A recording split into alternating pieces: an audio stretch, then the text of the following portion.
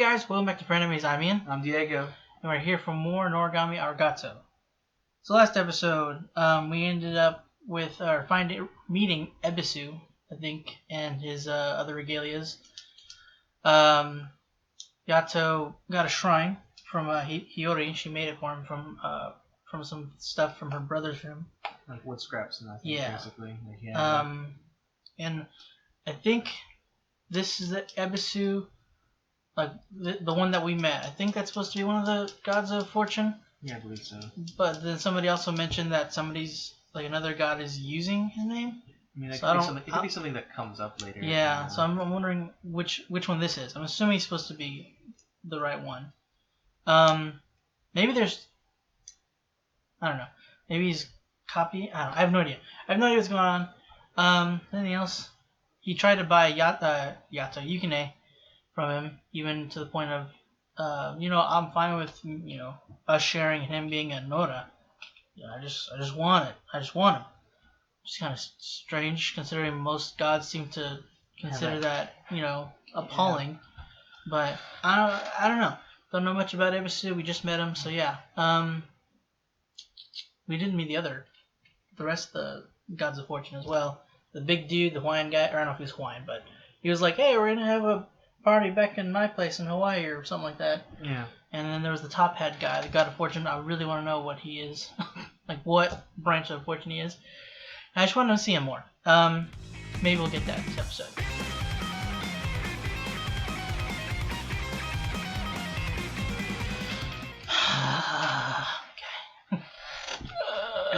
I still don't get why they seem to be so obsessed with him like this. I don't know. I'm thinking it's possibly because he's the one that turned her into a Nora. It seems. She seems like imply, yeah. But like, because he seemed afflicted by that, so I'm thinking that's true.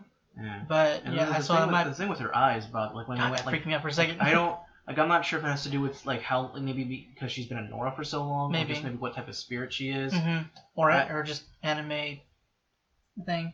I don't know, yeah. But it is nice that he doesn't want to do this. Like, and it's paining him to do it again. Like he obviously hasn't killed, a person in who knows how long. And it seems he's like, man, how long have I been here? When he looked at the flowers, like if they're blooming now, yeah, it's like how long have I been standing? Possibly a month. So, and this older dude that we finally met, he might be kind of lead to not him. The guy that Hiyori met. The guy that we've been seeing in the intro, he might be kind of what not less like I don't think it might not happen. There's a possibility that this could happen, but it seems like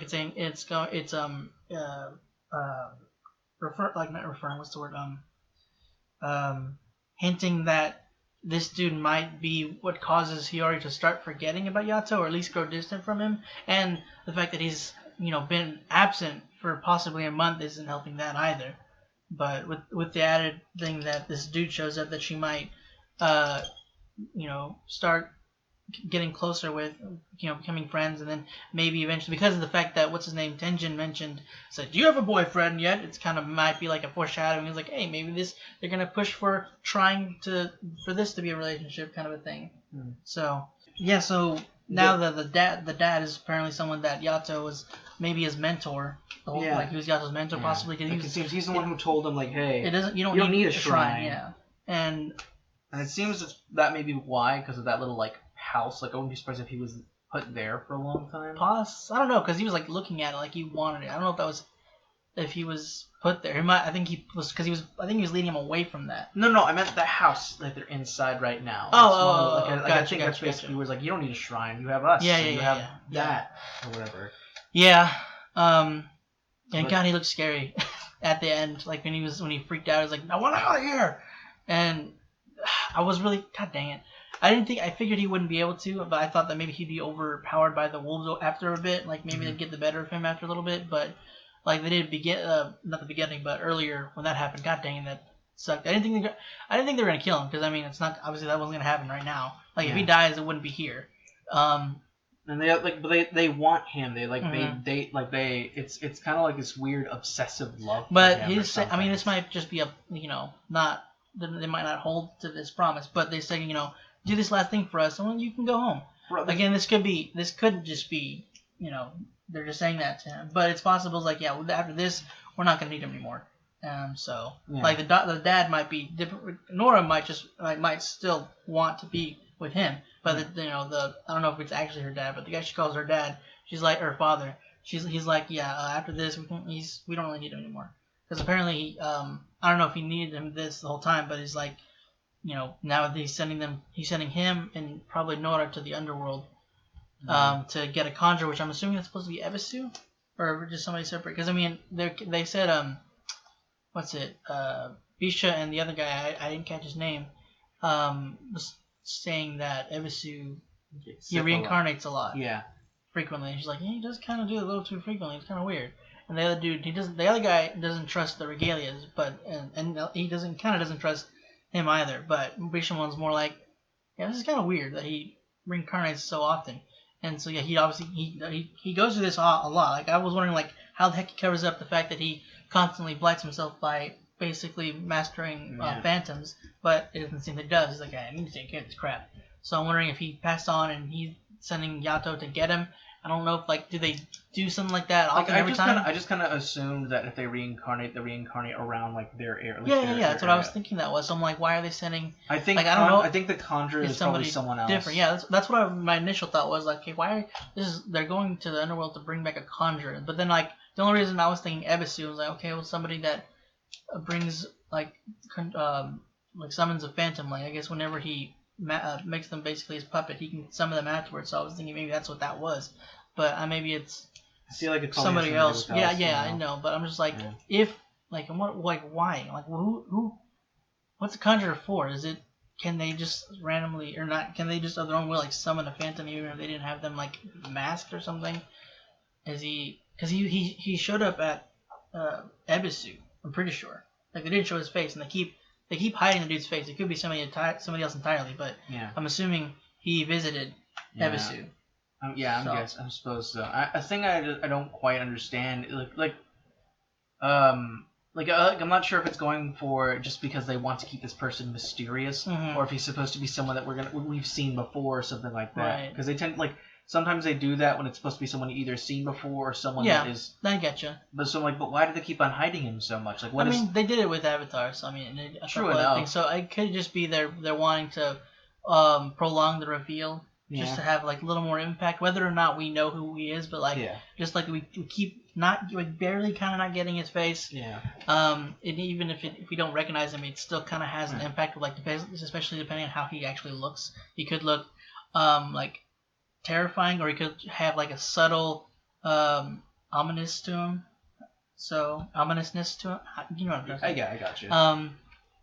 It could not like he couldn't outwardly look scary, but like inwardly, like the way he holds himself just could look. So we'll see with that. Like I don't know when they're gonna actually show him, if they will show him.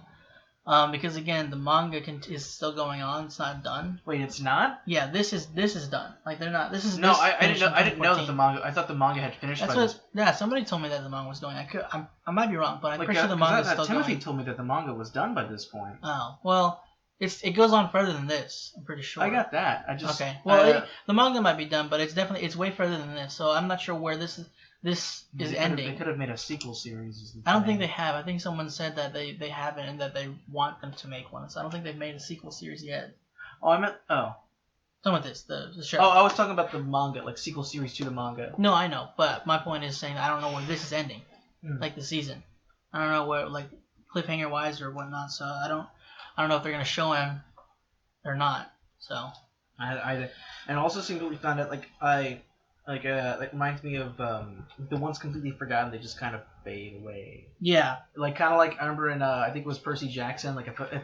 It's an all kind of mythos. Yeah, well, Percy Jackson, Greek mythology, because they did that in Wrath of the Titans as well, the movie. So Wrath of the Titans. It was a movie where Liam Neeson's Zeus. Oh, okay. And there's Clash of the Titans, and then the sequel was Wrath. Oh, that sequel was Wrath of the Titans. Like a modern remake of the movie? Yeah. The Wrath was the sequel to Clash, and basically like at that point everybody was basically like losing faith in gods, and by that point they were getting weaker because of it. Yeah, but because I remember like for instance like Medusa is like like I think it was in the first book where it mentioned like Medusa was the only one of her sisters that still lived because people kind of forgot. As we thought, because then in the Son of Neptune. Well, I think at the time he wasn't thinking about that, but I just remember. And I don't. No, that was at the very beginning of Son of Neptune. That's when Percy was trying to get to Camp Jupiter. Okay. He was fighting them. I thought he was fighting something else. He was fighting Gorgons. Just the sisters, and they're like, "You killed her," and I'm like, "What?" Like the stench of her is on you or something like that. I don't know. But okay, yeah, anyway. But at least remember that, like, they fade away if people don't believe in it. I think they just came back after because the doors of death were open and whatnot. Anyway, but yeah. They do that. Mythos does that a lot as well, like any kind of fictional when they adaptation. Yeah. I don't know. I was gonna say urban, but like urban fantasy. But then you mentioned how it was in the Clash of Titans or whatever sequel movie. Yeah. That also did that. So I don't quite know, but yeah, they seem to like to do that in. Which makes sense, because if you don't believe in something, it doesn't have a power to it. Like in fictionally wise speaking, that makes sense. And a lot of times it psychologically makes sense too, because if you don't give thought to your fear, it kind of loses its hold on you. So it's kind of like that same thing. I guess so. Yeah. No, that makes sense. And I just feel bad about that. I think Daikaku mentioned someone like him kind of should have faded a long time ago. So it's kind of impressive that he's like how he's still around. Like what exactly is it? Like how is he held on like solidly so much, like for so long? Yeah. I know Gofuku said that he's surviving like the shattered and broken memories of others, but it's just like how has he sustained that so much? Because what's his name? Well, this was again not canon, but. So maybe it doesn't have any effect here, but what's his face? Robbo, whatever his name was. Rabba.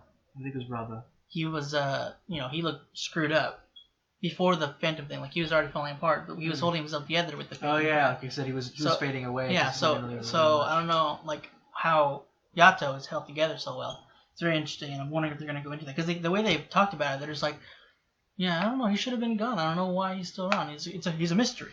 So I'm wondering if they're gonna address that anytime. This is the rest of the season. The rest of what we have. We have like 4, 5. I think this one goes to 13. So I think we have like 5 episodes left. It seems that the father guy, I think, may have communicated to Yato through the Phantoms. The Phantoms. Yeah, like when he was like said, Lord, like Yato God, calm yourself, or something like that. I think that's what it was. Yeah, and it seemed like he was trying to talk, like, hey man, calm, and they're just. Like, man, he doesn't want to be calm. He wants to get out. So who is this dude? Because like, what? He's not. We don't know yet. So is he a god? Because I mean, I wonder if he's taken Ebisu's name. Maybe. That'd be interesting. Yeah, and it seems Phantom compatibility might help with the Blight a little bit, or at least maybe not cause. Because he said he's not. He hasn't, passed. He isn't dead yet. He hasn't had to reincarnate, so that's interesting. I'm not really sure what the difference is here.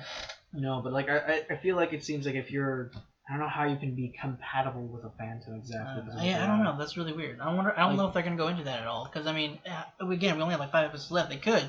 I just don't know like what all they're gonna. There's also an OVA. Address. Yeah, but I think that's like a mixture of like part of last season and then some of this season. I think it's supposed to be like in between stuff. I think. It's cool also, Yukine's, he went to visit Bisha, but also Kazuma to train him to use invocations. Yeah. So I thought that was kind of funny too, how he was training him. He was like, yeah, just, marking my wins here, and then ends up basically drawing essentially a cat face on him. Right? So. I mean, it is a good way to motivate someone to not, like, hey, if you're able to cause me to do it, you can do it to me too, or something like that. And apparently, like, he says, did Kazuma, I'm not sure, you might have caught more of this, because I missed a little bit of it. But Kazuma said something about if you can hurt if you use your will over someone, or it could hurt it could sting your god. Yeah, because you're basically you're trying to dominate over someone by using their name. Yeah. So that's interesting too. Type of stuff. So he's like, it's not. So you have to be careful with that. You have to be contempt when you're using somebody, like contempt for them, not like hatred or anything, or any kind of anger. So that's an interesting draw on that. I kind of like it. It's not so much like it's kind of like. I think it was saying the contempt was just for like the attitude when you're facing. No, that's what I'm saying. Like you can't have anger towards them when you're using it, because that could cause to hurt yourself or sting your god. Yeah. So it's kind of like how it's balancing out like the Avatar state. Like you can use it, it's really powerful, but if you die in it, that's it. No more Avatar. So I kind of like the one that they did that. It's a very interesting pull on it. I mean, it's not super powerful, right. But I just like because like you could bind somebody in it, and you can't or put them to sleep or something. Yeah. And it has to be somebody that's weaker than you as well. It can't do it won't work on someone who's stronger than you. So that's kind of cool. And we saw the bullet kid again, Manabu. Yeah, and he forgot Yato. Yeah, and it seems he's replaced like Hiyori. I'm kind of reminded again like of a Percy Jackson thing, like with the mist. The mist. Like it replaces memories, like what was it? It basically something that you can recognize, something that you'll understand. Like Miss So what's her name? The Hellhound. Forgot Miss. Oh shoot. Well, either way, I just remember that she's a giant dog, like it's just close to the size of this room. Mm-hmm. I remember that like for people who like normal mortals who saw her, they just saw her as like a poodle or chihuahua or something, like something I think it's comically smaller than what it looks like. I think it's Great Dane. No, they just scared like everybody like once scared as like a poodle or something. Really O'Leary, that's it. God. And like if you were swinging a sword, I think like when Ares and Percy fought, it looked like they were like for other people, it looked like they were shooting at each other somehow. I think pretty much everything that I have down. Nothing I can remember is going to mind either way. But yeah, okay. So next episode, hopefully we'll probably see what he's doing with the Underworld. I don't know. Like we might not come back to that until later. Like we might go follow Hiyori and Yukine or something because Yukine's off still dealing with but training with Kazuma. And if it has been a month, we still got to deal with how they're dealing with at least Yukine, how he's dealing with the fact that Yato's been gone for possibly a month. Yeah. So that's gonna be very interesting. He seems to be kind of upset. He's probably spending time with Nora. Like, he doesn't want to though, my dude. Yeah, but he doesn't know that. So that's the unfortunate bit. Yeah, it's I don't know what they're gonna do when they find out he's with Nora and find out they're probably gonna find out these people have been killed or something like that or they died with mysterious the what's the word they said undetermined circumstances and stuff like that. Yeah. So they probably won't jump straight to Yato, but somehow they're gonna find out because these people have probably been dying or possibly been dying because of Yato, and they're gonna find out. So this is going towards very good places. Well guys, that's it for this week's episode for Noragami Aragoto. Hope you enjoyed it. If you want to check out the rest of our stuff, make sure you hit the button next to us. If you want to stick around for next week's episode, be sure to hit the subscribe button. Also, if you want to support us, make sure you check out our Patreon. You can get access to polls, early access videos, and full-length reactions. Link for that will also be in the description down below. Again guys, that's it. Thanks for watching, and hope to see you guys next week.